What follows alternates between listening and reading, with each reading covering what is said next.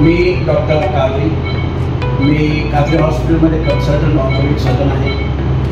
आमच्या कादरी हॉस्पिटलमध्ये सर्व प्रकारचे ऑर्थोपेडिक ऑपरेशन होतात। सळसळत्या तरुणाईकडून बाईक हातात आली की स्टंटचे प्रकार घडतात आणि यातून अपघात होतात। अशाच एका तरुणानं दोन्ही हात सोडून बाईक चालवून समोरच्या बाईकला धडक दिली आहे, ज्यात महिला जखमी झाली आहे। नवीन वर्षाच्या पहिल्याच दिवशी ही घटना घडली आहे। या प्रकरणी शुक्रवारी गुन्हा नोंदवला गेला आहे। या प्रकरणी शुभम अर्जुन शिंदे वय वर्ष 25 राहणार जुळे सोलापूर यांच्या फिर्यादीनुसार आफताब अशफाक नदाफ यांच्या विरुद्ध गुन्हा नोंदवला गेला आहे। नवीन वर्षाच्या पहिल्या दिवशी 12:30च्या दरम्यान जुळे सोलापूर पोलीस चौकीजवळील रोडवरून दोन्ही हात सोडून सुसाट बाईक तो चालवत होता। दरम्यान समोरून फिर्यादी शुभम हा पत्नीला मागे बसून बाईकवरून येत असताना धडक दिली। त्यात फिर्यादीच्या पत्नीच्या दोन्ही पायास जखम झाली आहे। दुचाकीचे 10,000 रुपयांचं नुकसानही झालंय। या प्रकरणी विजापूर नाका पोलीस ठाण्यात गुन्हा नोंदवला गेला आहे।